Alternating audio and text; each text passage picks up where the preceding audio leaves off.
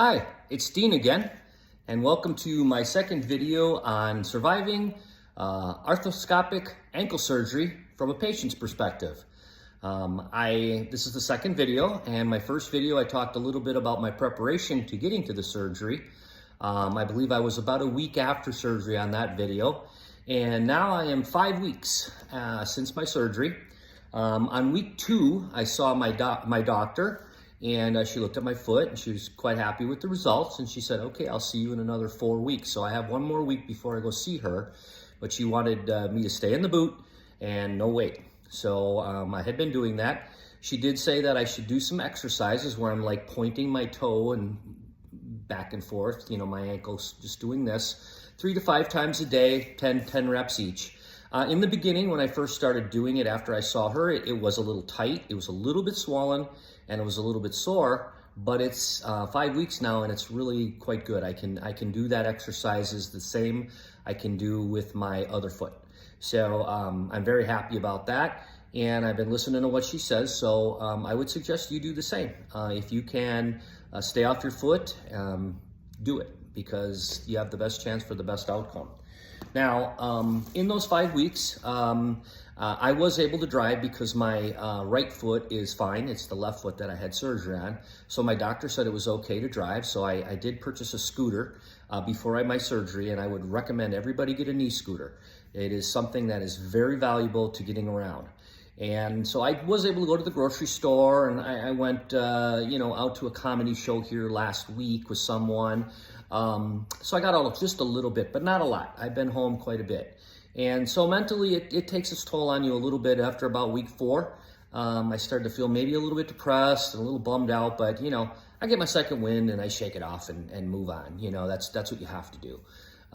You have to think positive and just look forward to, getting completely better. Now, one of the things I wanted to create this video for was to share with you the things that I purchased prior to my surgery that I think everybody should buy, because you really don't know what you're going to need sometimes. And if you're alone, like I am, I did have some help, here and there, but I'm alone most of the time. You want to make sure you're well prepared so that you can, get around and get the things and do the things that you need. So I'm going to share those with you. Hopefully some of these will help you, and maybe you can purchase some of them in advance. The first thing I want to talk about is showering. Okay, taking a shower, with a big old boot on is not the easiest thing to do in the world, because you're not supposed to get that wet.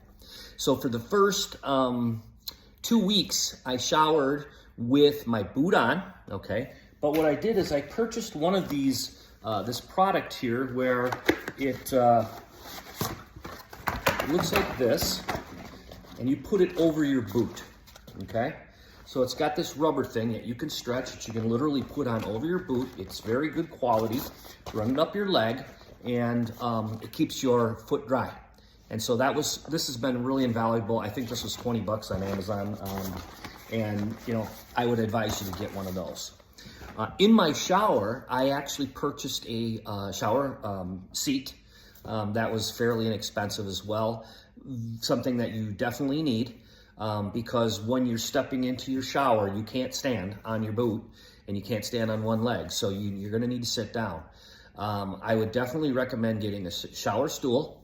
And if you don't have a grab bar, something to hold on to there, they do make some sticky type grab bars to help steady yourself. My shower actually has a built-in little handle thing in there, so I used it.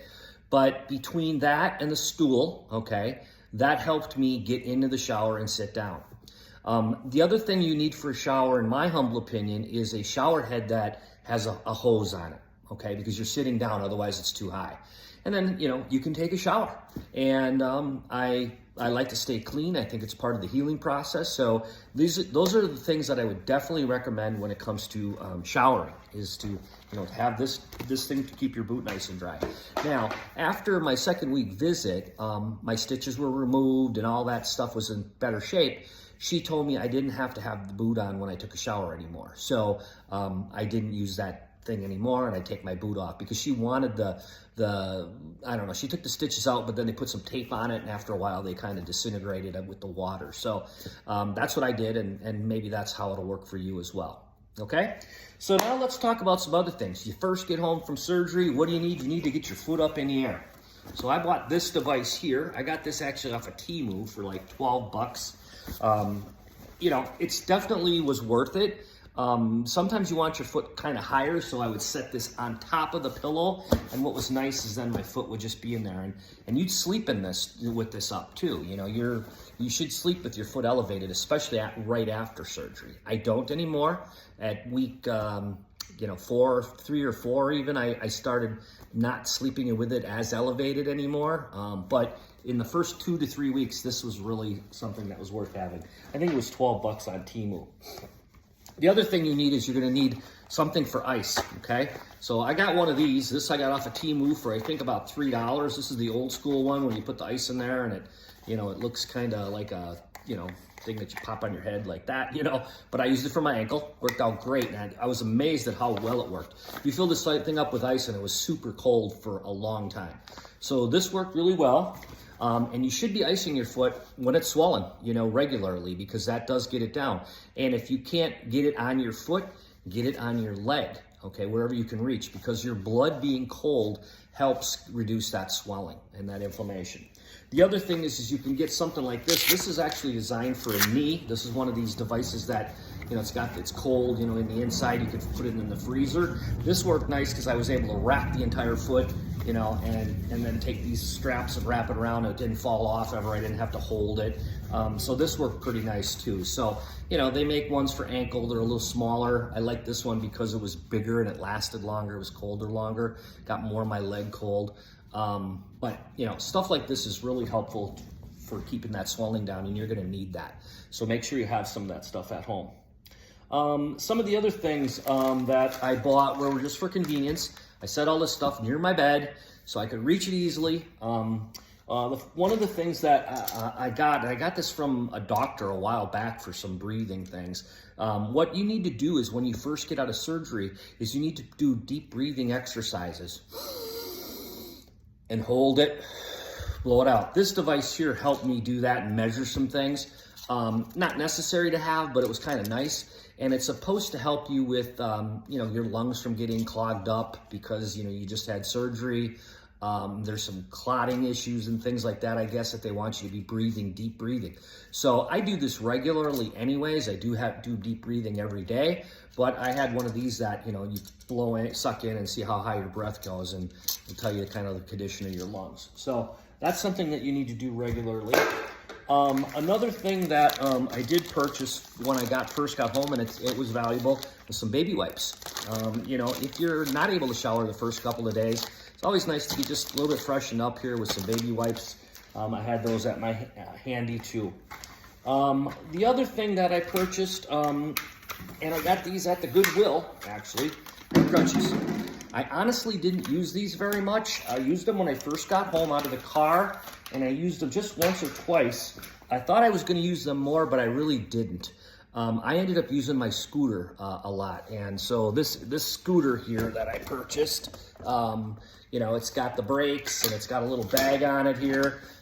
Really an invaluable thing. I actually purchased this on OfferUp. I think I paid $45 or something ridiculously cheap. I think they're about $100 new. But because I did it in advance and I knew everything was coming, I was like, well, you know, might as well save a few bucks. So when I got it, it was like brand new. So that worked out quite nice. The other thing is that you might want to get for when you're sleeping, especially in the beginning, is some way to go to the bathroom, you know, because you don't necessarily have the desire or ability to get up and go, you know, to the bathroom, you know, when you got to go. And I drink a lot of water because it's just so healthy for you to get it in your body. And I think it's good after you first get out of surgery, drink a lot of water. You're trying to get rid of that anesthesia out of your system. So some sort of a bottle that, you know, you can use to go to the bathroom. I know it's a lot easier for guys than women, but that's a recommendation I would do. The other thing is you want some entertainment because you're sitting around a lot. So I didn't own a DVD player because, you know, DVDs are kind of a thing of the past, but I went and bought some DVDs and a DVD player at the Goodwill. I think each DVD is about $1.25, and I think I bought a DVD player for $5, and it was a worthwhile investment. You know, that way if Netflix or, you know, because you're gonna watch just about everything that's out there in 6 weeks. And so sometimes finding, you know, Clint Eastwood's High Plains Drifter or the Terminator 3, you know, isn't really available unless you pay $3.99 on Netflix or whatever. So I stocked up on that stuff and was able to get some videos under my belt. The other thing is that was really invaluable to me is having a little tray like this next to my bed. This is where I put my remote control. I had an extra pair of glasses, a flashlight. You never know. You get up at night, you can't find something. Boom, you got your light on. You're good to go. I have a remote control fan in the light, so I had that in there. Just anything that you might lose, you know. You're laying in bed, you got blankets, you got covers, you got pillows, you got all this junk laying around. If you stay organized, it's just going to make it easier for you than having to try to flop around and find whatever you're looking for. Then as far as exercising goes, because I couldn't really do much exercising, at least in the beginning, I had one of these. I didn't buy it special, but I use these quite a bit. Makes you, you know, keep your hand strength going and things like that. So that was kind of nice to have. And then the other thing that I purchased in advance were some of these rubber bands. I think I got these for about $1 on Temu, and I think I got about 5 or 6 in a pack. They're different strengths.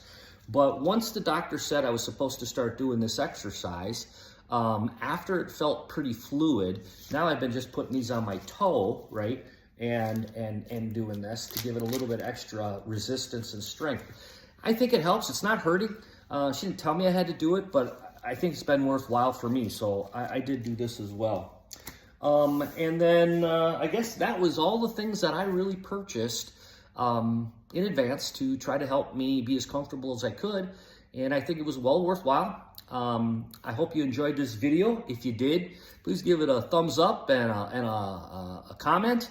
I guess it helps with the algorithms in YouTube to, you know, when somebody searches for, you know, ankle arthroscopic surgery, you know, maybe they'll come across this video and maybe I'll help them like I'm helping you, hopefully. All right, so that's it, and I'm going to probably have another video, I guess, after next week, after I see my doctor, to see what she says. You know, do I have to wear the boot anymore? What's happening? Do I start doing exercises? Do I start walking? I'll kind of let you know. Alrighty, thank you. Have a great day.